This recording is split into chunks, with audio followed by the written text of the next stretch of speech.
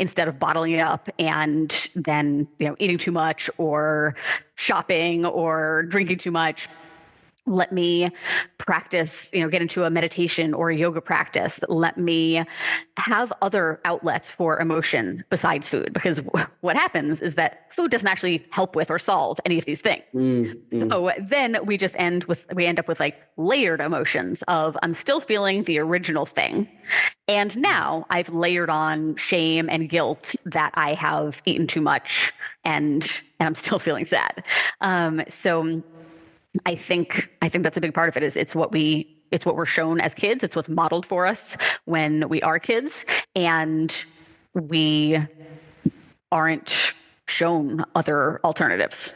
And you quite spoke about in terms of emotional eating. It's something that I feel like it more occurs to women most oftenly, and it's something that I believe that I would say it's a form of an addiction in a way, in a way, I would say, let me rephrase that. In terms of you having that, I would say that habit of trying off whenever you have felt that certain emotion, eating, within that moment where you relapsed.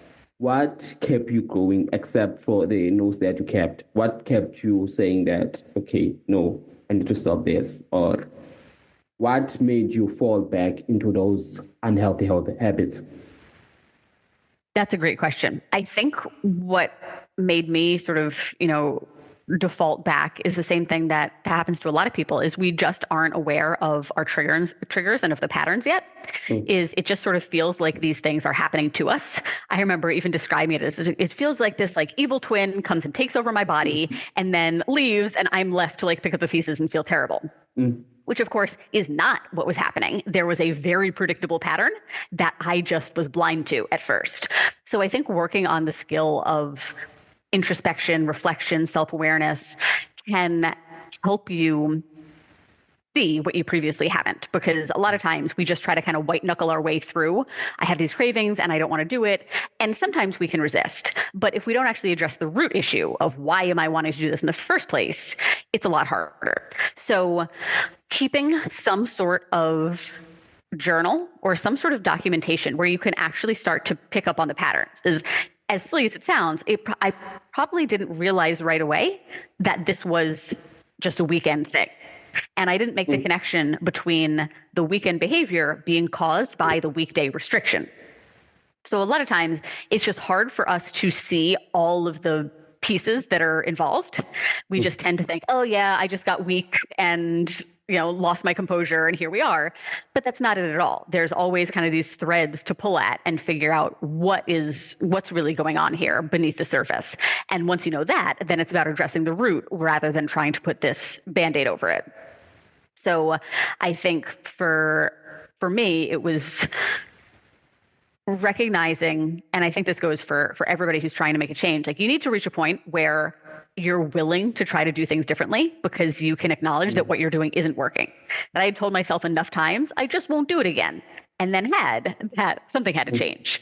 So if you know that what you've been doing is just getting you more of the same, then you don't have anything to lose by trying to do things differently. And then you can start to experiment with the other stuff that will help you actually break the habit. And I feel like as individuals, we have that thing of having have not understanding the correlations between mental health and physical health. And some of the in the audience out there might be asking, if I'm working on my mental health, so I don't need to work on my physical health. So as a nutrition I believe that you have once a personal trainer, personal trainer to a nutrition expert. So what is the actual correlation between mental health and physical health? Exercise has so many benefits. Like it's really hard to overstate how beneficial exercise is. Everything from, physical health, building muscle, reducing your risk of all sorts of basically every disease out there. But mentally, there's so much research to suggest that it can reduce depression, anxiety, make you feel better in so many ways. And I think what often deters people is the way they define exercise. Is you're picturing maybe having to go to this really intimidating gym where everybody else is super fit and you feel like you're sticking out like a sore thumb and you don't know what to do and you feel like everybody's looking at you and you don't know, you don't belong and people are going to make fun of you. It's understandable that that doesn't seem like a pleasant scenario to put yourself in, especially if you are already feeling depressed and anxious and it's hard to want to do anything. Yeah, it's even harder to do stuff that you're telling yourself is going to be miserable. So I think if you redefine exercise and maybe you even just refer to it as movement to start off, and you just start thinking in terms of what are some ways that I could move my body. You're going to get that sort of endorphin rush just by doing anything. The simplest thing is to take a walk. Go outside, take a walk. You don't need special equipment. You don't need to, really know what you're doing. You know how to do that, providing you live in an area that it's safe to do. But just, the movement paired with the fresh air is so good for your mental health. And I think another piece that's often overlooked is just the lessons that you can learn from being active and especially pushing yourself like with strength training and realizing that you're stronger than you think. I've found that one of the primary benefits for me with exercise hasn't been, what I look like, hasn't even really been how I feel. It's that I have proven to myself time and time again, thousands of times at this point, that I am capable of more than I think, that I'm stronger than I realize, and that I can do hard things. And maybe right now, getting up and taking a 5-minute walk or a 10-minute walk, maybe that feels hard. And if you do it anyway, you're going to feel so good that you challenged yourself. You're going to be riding the high. You're going to be getting all the benefits of the movement itself. And you're also going to get the added benefit of realizing it was hard and I still did it. How else could I apply that? What other hard things have I been telling myself I can't do that I probably can? And the more you get into the habit of exercising, the more opportunities you have to realize, I am resilient, I am strong, I can do things. And when you realize that that's true in the gym, there's no reason that it stops being true when you walk out of the gym. And I think then that can boost your mental health in so many ways that help you be healthier as well. And you also podcast host, and something that I recognize within the name of your podcast is Live Diet Free Podcast. And I just wanna focus on the diet free. As I've said earlier on when we started, is the fact that most people don't know who to listen to. Most of the people out there are suggesting that you should eat this diet and this and this and this and this. What makes you different in terms of being a personal trainer? Where did the word diet free, I would say, emerge, or why did you choose it? Yeah, it came to be because I work with so many women who feel like they have been dieting their whole lives. And that's not where anybody wants to find themselves. So living diet free isn't, I think sometimes it's interpreted as like an anti-weight loss approach, which it's not. But it's more so thinking bigger and looking longer term and knowing that you don't want to be dieting forever. The goal is to live diet free, which means if you have a weight loss goal, you need to approach that weight loss goal in a way that prepares you to maintain. So that kind of flies in the face of what most people do, which is what's going to get me the fastest results, and they'll figure out the rest once I get there, which rarely pans out. And it takes a look at what are the skills and tools that I need to develop right now so that living diet free down the road is my reality. And that allows a person to focus on a more comprehensive approach, one that does address mental health, physical health, emotional health, all of those aspects, because they're all intertwined. So many people want it to just be, give me the workouts, tell me what to eat, I'll be good to go. And it's not. It's much deeper and much more complex than that. So it's really important to be visualizing the lifestyle that you want to be living and knowing I don't want to be bouncing from diet to diet for the rest of my life. I want to do this once and for all. I want to just become a healthy person who knows how to do these things without it taking a ton of effort. And the approach you take to become that person is different than if you're just like, I want to lose 30 pounds as fast as I can.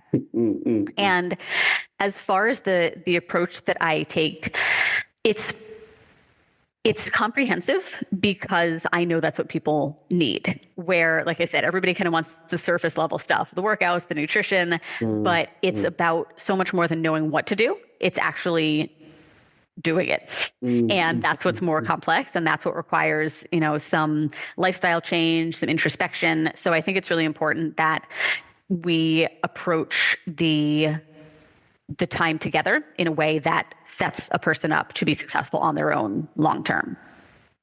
I just want to go back to something that you said, that which is pushing yourself. And the thing of pushing yourself, as much as we can talk about it in a way of saying that push yourself, encourage people, and it has that, I would say, mental barrier, which is having those setbacks of not knowing how to move forward and who to listen. As I've said, that there are so many influencers that talk most oftenly when it comes to dieting and gymming and getting that sometimes sum up where they talk about it.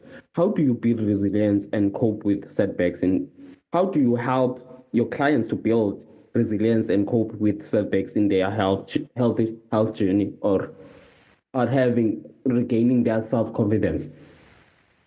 That's an excellent question. I think it's really important to normalize the struggle. A lot of times when people have a setback, or they feel like they've failed, or they're regressing, or whatever you want to call it, it's not that instance in and of itself that's the problem. It's what we're telling ourselves it means. And generally, we make these really big leaps to, because I hit snooze this morning instead of doing my workout, I am always going to be overweight, unhappy, unhealthy, I'm lazy, I'm undisciplined, there's nothing I can do about it. That's a pretty big jump, and it's a really negative way to feel about yourself. So I think it's really important to acknowledge that failures and setbacks and, all of those things they're just part of the process. They're normal and they happen to everyone.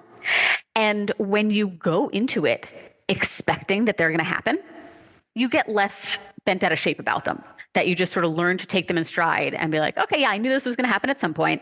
It doesn't need to be the end of the world. Where do I go from here? And I think helping someone see that it doesn't mean anything about you. It's not a personal shortcoming that this happened. This is just how it is. That really helps people build resilience. And instead of kind of wallowing in the self-pity or the guilt and shame, it's more so like, okay, what can I do? And that, I think, is one of the most important things to focus on. Is there's always going to be stuff that's out of our control.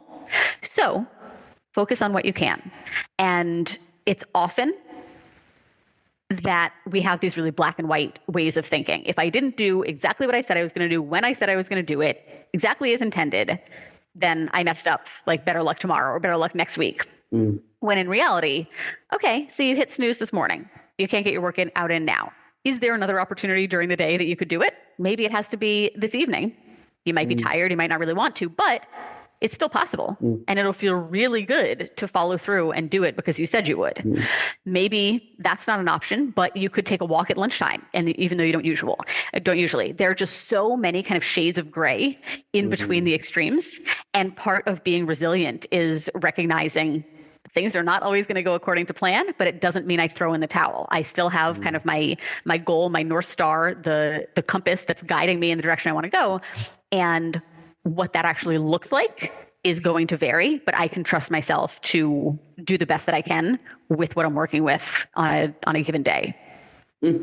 And you just said something that really changed my perspective in a way, because I'm someone that keeps on saying that I will do this certain thing and forget to do that, or some way, and just sleep and forget about it. And it's the perspective that is very different. And one thing that I've realized in terms of when it comes to resilience, it's as you've said, it's more about not